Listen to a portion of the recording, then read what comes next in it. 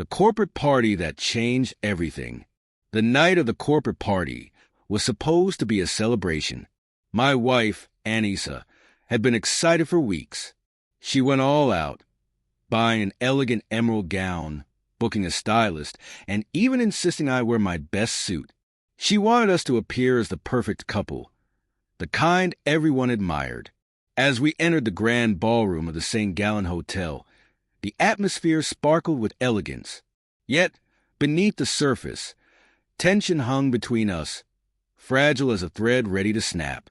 For the past 6 months, Anissa had been distant. Her laughter felt hollow, and her late-night work meetings had become suspiciously frequent. At her office events, I caught whispers and sidelong glances. And then there was him, Rick Von Hauer, her CEO. Rick was the kind of man who exuded power and arrogance. He dressed in sharp suits, drove flashy cars, and carried an ego as large as his wealth. His mere presence dominated the party. I noticed Anissa's gaze flitting toward him, drawn like a moth to a flame. The signs were clear, but I hadn't confronted her yet. I needed proof, and tonight I planned to get it. As the evening wore on, I stayed near the bar, nursing a whiskey and watching Anissa. She mingled with colleagues, her smile bright but strained. Rick was always nearby, his hand brushing hers too casually, his whispers drawing her attention far too easily. Then it happened. Anissa excused herself to the powder room, and Rick followed shortly after.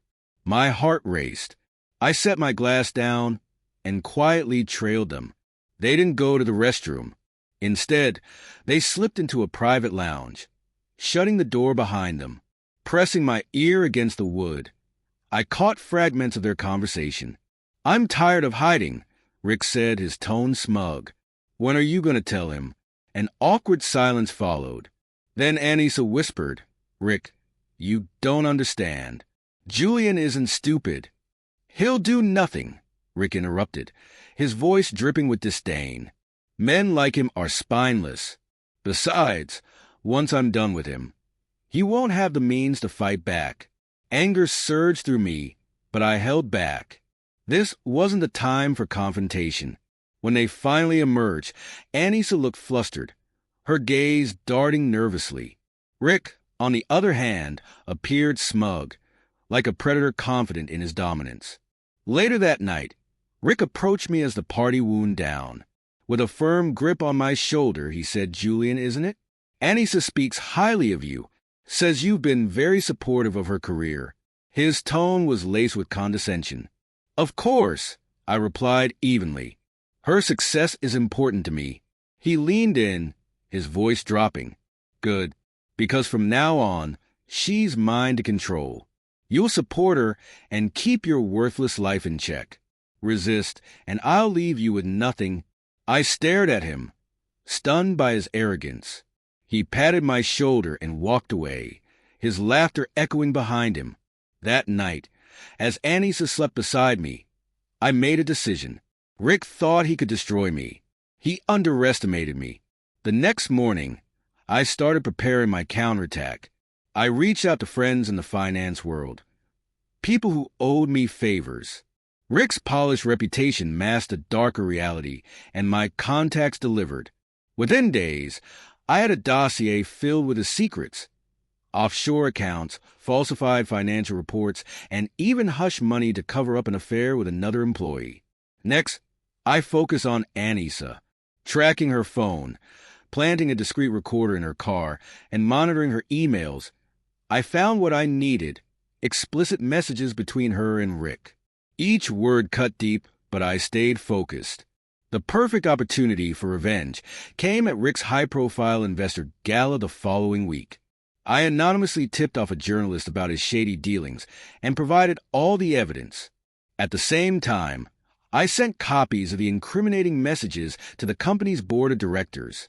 At the gala, I played the role of the supportive husband. Anissa seemed uneasy, but she suspected nothing. Midway through Rick's speech about integrity, the room buzzed with breaking news alerts. The journalist had published a story, complete with damning evidence. The board convened an emergency meeting on the spot. leaving Rick humiliated on stage. But I wasn't done. As chaos unfolded, I leaned toward Anissa. "You might want to check your email," I said calmly. She hesitated, then pulled out her phone.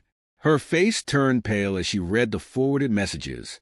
"Julian, I can explain," she began. "Save it," I interrupted coldly. "You made your choice. Now, live with the consequences."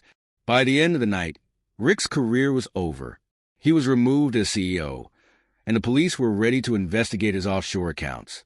Anissa, implicated in the scandal, lost her job. The next day, I filed for divorce, securing most of our assets. Anissa begged for forgiveness, but I was done. Rick and Anissa had tried to destroy me, but in the end, they were left with nothing. Walking away from the courthouse, I felt peace for the first time in months. Justice was served,